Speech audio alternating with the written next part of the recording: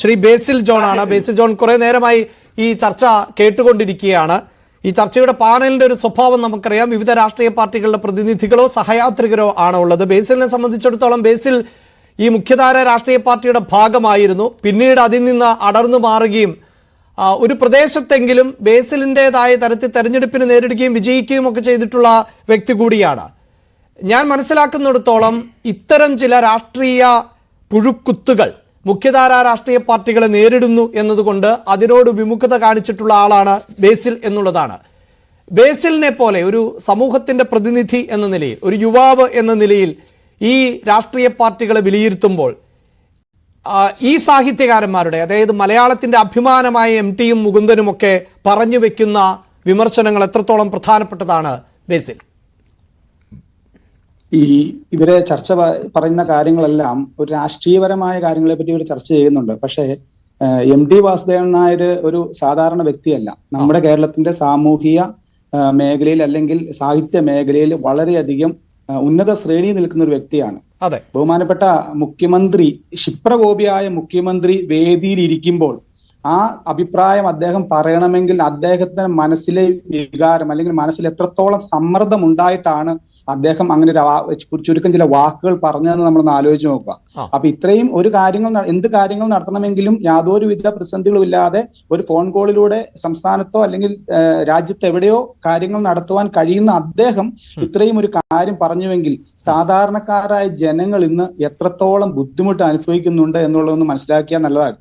ഈ ചാനൽ ചർച്ചകളിൽ വരുന്ന, അല്ലെങ്കിൽ ഞാൻ ശ്രദ്ധിച്ചപ്പോൾ പലപ്പോഴും കാണുന്നത്, ഈ മുൻനിര നേതാക്കന്മാർക്കോ അല്ലെങ്കിൽ മുൻനിര ആളുകൾക്കോ മാത്രമേ ഇത് മനസ്സിലാകാതെ പോകുന്നുള്ളൂ. ഞാനൊരു സാധാരണക്കാരനായ അല്ലെങ്കിൽ ഗ്രാമപ്രദേശത്തിലും അല്ലെങ്കിൽ സാധാരണക്കാരായ ആളുകളുടെ ഇടയിൽ പ്രവർത്തിക്കുന്നതുകൊണ്ട് ഞാൻ നിരവധിയായ ആളുകളുമായിട്ട് സംസാരിക്കുമ്പോൾ അവർക്കെല്ലാം ഈ കാര്യം വ്യക്തമാണ്. പ്രത്യേകിച്ച് മുഖ്യമന്ത്രിയെ പറ്റി തന്നെയാണത് പറഞ്ഞത്. ഇവിടുത്തെ ഇടതുപക്ഷ ഭരണ സംവിധാനത്തെ പറ്റിയാണ് MT വാസുദേവൻ നായർ പറഞ്ഞതെന്ന് അവർക്ക് വളരെ സുവ്യക്തമാണ്. അതിന് കാരണം സാധാരണ ജനങ്ങൾ അനുഭവിക്കുന്ന ബുദ്ധിമുട്ട് അത് എത്രത്തോളം പറഞ്ഞാലും മനസ്സിലാകാത്തത് നേതൃത്വ നിലയിലുള്ളവർക്ക് മാത്രമാണ്. ആദ്യം ഈ ഭരണം വന്നപ്പോൾ ആദ്യം പറഞ്ഞത് ഉപദേശകരായിരുന്നു, പിന്നീട് അത് സ്തുതിപാഠകരായി, അവസാനം ഇപ്പം വ്യക്തിപൂജകളുടെ അല്ലെങ്കിൽ വ്യക്തിപൂജ ചെയ്യുന്ന ആളുകളായി. നമ്മൾ എപ്പോഴും ദൃശ്യമാധ്യമങ്ങളൊക്കെ കാണുമ്പോൾ അറിയാം, ഓരോ ദിവസവും ഓരോ മന്ത്രിമാര് അല്ലെങ്കിൽ പാർട്ടി അനുഭാവികള് അല്ലെങ്കിൽ പാർട്ടി മേലധികാരികളെല്ലാം ഓരോ അഭിപ്രായങ്ങൾ പറയുവാണ് മുഖ്യമന്ത്രിയെ പറ്റി. അദ്ദേഹം ഈ അഭിപ്രായങ്ങളെല്ലാം കേട്ടിട്ട് ബഹുമാനായ സുഹൃത്ത് പറഞ്ഞു അദ്ദേഹം അതൊന്നും സപ്പോർട്ട് ചെയ്തില്ലെന്ന്. പക്ഷെ അദ്ദേഹം നിഷേധിക്കുകയും ചെയ്തിട്ടില്ല. കാരണം അദ്ദേഹത്തെ ഇങ്ങനെ പുകഴ്ത്തുമ്പോൾ മറുപടി അല്ലെങ്കിൽ അവരൊരു തിരിച്ച് അവർ സഹായം ചെയ്യുന്നത് ഏറ്റവും വലിയ ഉദാഹരണമാണ് സാധാരണക്കാരായ യൂത്ത് കോൺഗ്രസ് പ്രവർത്തകർ. ഞാൻ യൂത്ത് കോൺഗ്രസ് പ്രവർത്തകരെ ന്യായീകരിക്കൊന്നുമല്ല, പക്ഷെ അവര് സമരം ചെയ്തപ്പോൾ പോലീസുണ്ട്, ഇവിടെ നിയമ സംവിധാനമുണ്ട്. മുൻകാലങ്ങളിലെല്ലാം സമരം ചെയ്യുന്നവരെ മറുപാർട്ടിക്കാരല്ല അടിച്ചുകൊണ്ടിരുന്നത്. സമരം ചെയ്തവരെ ചെടിച്ചട്ടി വെച്ച് തല അടിച്ച് പൊട്ടിക്കുന്നത് ഈ ദൃശ്യമാധ്യമങ്ങളിലൂടെ എല്ലാം നമ്മൾ കാണുമ്പോഴും അദ്ദേഹം പറയുന്നത് എന്താ? രക്ഷാപ്രവർത്തനമാണെന്ന്. ഒരു ഭരണാധികാരി ഒരിക്കലും ഈ നാട്ടിലെ ഇതുവരെയുള്ള ഈ കാലഘട്ടത്തിലുള്ള ഒരു ഭരണാധികാരികളും പറയാത്ത രീതിയിലുള്ള ന്യായീകരണമാണ് അദ്ദേഹം നടത്തുന്നത്. ആ ന്യായീകരണത്തിന് കാരണം എന്താ? ഈ ന്യായീകരണം അദ്ദേഹത്തിന് കിട്ടുന്ന സ്തുതിപാഠകരുടെ കിട്ടുന്ന വാക്കുകൾ അദ്ദേഹത്തെ വ്യക്തിപൂജ ചെയ്യുന്ന ആളുകളെ സംരക്ഷിക്കുവാൻ വേണ്ടിയിട്ടാണ് അദ്ദേഹം ഇത് ചെയ്യുന്നത്. ഇവിടെ വരുന്ന കുഴപ്പം എന്തെന്ന് വെച്ചാൽ, ഇനി ഇപ്പോൾ നടത്തിയ ഈ അഴിമതി കഥകളോ മറ്റ് കള്ളക്കടത്തുകളോ സ്വർണ്ണക്കള്ളക്കടത്തുകളോ ഒക്കെ വരുമ്പോഴും കുറച്ച് ആളുകൾ ഇതിനെ സ്തുതി പാടുകയാണ്, അല്ലെങ്കിൽ വ്യക്തിപൂജ നടത്തുകയാണ്. ഇനി അദ്ദേഹം ഒരു ക്രിമിനൽ സ്വഭാവമുള്ള കാര്യം ചെയ്താൽ പോലും അവരത് ന്യായീകരിക്കും.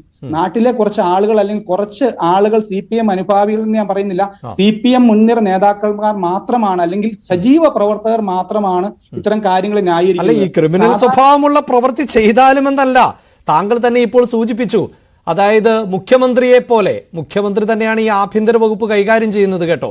അങ്ങനെയുള്ള മുഖ്യമന്ത്രി നവകേരള യാത്ര നടത്തുന്നു. ആരുമായി? സംസ്ഥാനത്തെ മുഴുവൻ മന്ത്രിമാരുമായി. അവിടെ കരിങ്കൊടി കാണിക്കുന്നവരെ രക്ഷിക്കാനെത്തുന്നു. ആര്?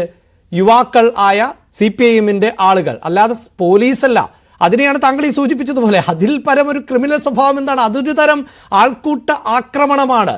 അങ്ങനെയായി മാറിയിട്ടുണ്ട്. അതിനെ മുഖ്യമന്ത്രി അടക്കമുള്ളവർ സ്തുതി പാടുകയാണ്. താങ്കൾ ഈ സൂചിപ്പിച്ചത് കൊണ്ട് തന്നെ ഞാൻ ഓർത്തെടുക്കുന്നത്, ഇതേ നവകേരള സദസ്സിൽ അദ്ദേഹത്തിന്റെ തന്നെ മുന്നണിയുടെ ഭാഗമായിട്ടുള്ള തോമസ് ചാഴിക്കാടൻ ഒരു പ്രസംഗം നടത്തിയപ്പോൾ വേദിയിൽ തന്നെ അദ്ദേഹം തിരുത്തുന്നു, ചാഴിക്കാടന് കാര്യങ്ങൾ മനസ്സിലായിട്ടില്ല എന്ന് തോന്നുന്നു എന്ന്. അപ്പോൾ അങ്ങനെ തിരുത്താൻ ശേഷിയുള്ള മുഖ്യമന്ത്രിയാണ് ഇത്തരത്തിലുള്ള അക്രമ സംഭവങ്ങളെ അടക്കം ഈ ന്യായീകരിച്ച് രക്ഷാപ്രവർത്തനം എന്ന് പറഞ്ഞതും പല കാര്യങ്ങളും ഈ സ്തുതി പാടുന്നതിനോടൊക്കെ താങ്കൾ സൂചിപ്പിക്കുന്നത് പോലെ നിശബ്ദത പുലർത്തുകയും ചെയ്യുന്നത് അതൊരു തരത്തിൽ ക്രിമിനൽ സ്വഭാവമുള്ള നിശബ്ദത തന്നെയാണ്. ശരിക്കും അതെ, തെറ്റ് ചെയ്യുന്ന പോലെ തന്നെ തെറ്റ് ചെയ്യാൻ പ്രേരിപ്പിക്കുകയാണ് ചെയ്തത്. പക്ഷെ ഇവിടുത്തെ സംവിധാനത്തിൽ ആര് പറഞ്ഞാലും പോലീസ് കേസെടുക്കില്ല. കാരണം ഇന്നത്തെ ഒരു സാധാരണ സംവിധാനത്തിൽ ഒരുപക്ഷെ എല്ലാവർക്കും അറിയാവുന്ന ഒരു കാര്യമാണ്, ഒരു സാധാരണക്കാരന് നീതി ലഭിക്കുന്നില്ല ഇവിടെ. അത് നമ്മളൊരു ഗ്രാമപ്രദേശങ്ങളിലോ അല്ലെങ്കിൽ ഒരു പോലീസ് സ്റ്റേഷനിലോ ചെന്നാൽ നമുക്ക് അറിയാൻ പറ്റും. അവിടെ ചെന്ന് കഴിഞ്ഞാൽ കുറ്റം ചെയ്യുന്നവര് നീതിമാന്മാരായും ഒരു കുറ്റം ചെയ്യുമ്പോൾ അതിന്റെ വിഷമത അനുഭവിക്കുന്ന ആളുകൾ കരഞ്ഞുകൊണ്ട് കേസ് കോംപ്രമൈസ് ആകേണ്ട അവസ്ഥ വന്നിരിക്കുക. അപ്പൊ നീതിയുടെ ഒരു അവസ്ഥ നമുക്ക് കിട്ടുന്നില്ല.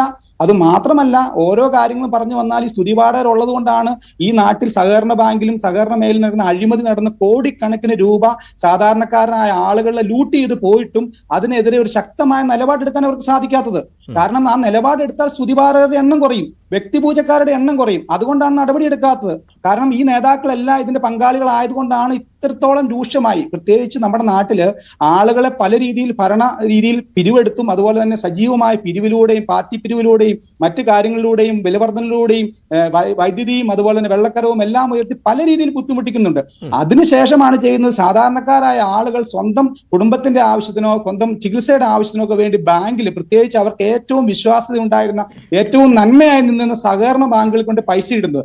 ആ പണം പോലും ലൂട്ട് ചെയ്ത് കൊണ്ടുപോവുകയാണ്. ഇതെല്ലാം നേതാക്കളുടെ പിന്തുണയോടെ കൂടിയാണ്. മുഖ്യമന്ത്രി പറയുകയാണ് നാളെ ഒരു ദിവസം ഈ സഹകരണ മേഖലയിൽ നടത്തിയവർക്കെതിരെ നടപടിയെടുക്കണം, ഈ കൊള്ള നടത്തിയ എല്ലാവരും ജയിലിലാവണം, അതിനുവേണ്ട നടപടികൾ എടുക്കണമെന്ന് മുഖ്യമന്ത്രി ശക്തമായി പറഞ്ഞാൽ അന്ന് തീരൂ വിഷയം. പക്ഷെ പറയില്ല. കാരണം സ്തുതിപാഠകരാണ് ചെയ്തിരിക്കുന്നത്, വ്യക്തിപൂജ നടത്തുന്നവരാണ് ചെയ്തിരിക്കുന്നത്. അപ്പൊ അവരെ എങ്ങനെ എതിർക്കാൻ പറ്റും? അത് എതിർക്കാത്തത് കൊണ്ടാണ് അഴിമതി ഇങ്ങനെ മുൻപോട്ട് പോകുന്നത്. ഞാനിപ്പം മുഖ്യമന്ത്രിയായിട്ട് ഉപമിക്കുമെന്നോ അല്ലെങ്കിൽ ഞാനിങ്ങനെ പെട്ടെന്ന് ഈ ചർച്ചയിൽ ഓർക്കിയത് ഗുർമീത് സിംഗ് ഹരിയാനയിൽ, അദ്ദേഹം 2 കോടി അണികളുള്ള ആളാണ്. അദ്ദേഹം എന്ത് ചെയ്താലും അത് സ്തുതിപാഠകർ പാടിക്കൊണ്ടിരിക്കുകയാണ്. അദ്ദേഹം എന്ത് തന്നെ കാര്യങ്ങൾ ചെയ്താലും എന്ത് ക്രൂരകൃത്യം ചെയ്താലും സ്തുതിപാഠകരും വ്യക്തിപൂജക്കാരും പൂജിച്ചുകൊണ്ടേയിരുന്നു. അദ്ദേഹത്തിന്റെ അവസ്ഥ അവസാനം അറിയാലോ. ഞാൻ ഇനി ചർച്ചയിൽ വന്നിട്ട് മുഖ്യമന്ത്രി അദ്ദേഹമായിട്ട് ഉപമിച്ചു എന്നൊന്നും പറയരുത്, കാരണം ഞാൻ അത് ഉദ്ദേശിച്ചല്ല പറഞ്ഞത്. പക്ഷേ സാഹചര്യം അങ്ങനെ ആയിത്തീരും. മുഖ്യമന്ത്രി അല്ലെങ്കിൽ അടുത്ത വരുന്ന നേതാവ് അങ്ങനെ ആയിത്തീരും. കാരണം സ്വന്തം അണികൾ നേതാവിനെ തിരുത്താൻ തയ്യാറായില്ല. ബഹുമാനായ ശ്രീനിവാസൻ സാർ പറഞ്ഞു ഓർക്കുന്നുണ്ട്, സ്വന്തം അണികൾ എന്നാണോ നേതാവിന്റെ തെറ്റുകൾ തിരുത്തി പറയുവാൻ അല്ലെങ്കിൽ നേതാവിനോട് തെറ്റുകൾ എന്ന് പറയുവാൻ തയ്യാറാവാത്തോടത്തോളം കാലം നമ്മുടെ നാടും രാഷ്ട്രീയവും നശിച്ചു പോവുകയുള്ളൂ. ആ ഒരു സാഹചര്യത്തിലേക്ക് മാറിക്കൊണ്ടിരിക്കുക. കാരണം ഒരു നേതാവിനെയും അല്ലെങ്കിൽ നേതാവ് ചെയ്യുന്ന കാര്യങ്ങളെ പറ്റിയും പറയുവാൻ വേണ്ടി അല്ലെങ്കിൽ തെറ്റാണെന്ന് പറയുവാൻ വേണ്ടി എന്തായാലും ബേസിൽ പറഞ്ഞ കാര്യമാണ് ശ്രീ ഉമേഷ് ബാബു നേരത്തെ സൂചിപ്പിച്ചത് എന്നാണ് എനിക്കും ബോധ്യപ്പെട്ടത്. കാരണം ഈ പറയുന്നത് പോലെ ഗുർമീതിന് കിട്ടിയതുപോലെയൊന്നുമുള്ള സ്തുതിപാഠകരില്ലാതിരുന്ന ഒരു സംസ്ഥാനമാണ് കേരളം. വിദ്യാഭ്യാസപരമായി മുന്നിൽ നിൽക്കുന്നത് കൊണ്ടായിരുന്നിരിക്കാം അത്. അതിൽ നിന്ന് കാര്യങ്ങൾ മാറുന്നു. അതാണ് നമ്മുടെ ഭൗതികതയെ പോലും ചോദ്യം ചെയ്യുന്ന തരത്തിലേക്ക് കാലഘട്ടം മാറിയെന്ന് ഉമേഷ് ബാബു പറഞ്ഞത് എന്നാണ്.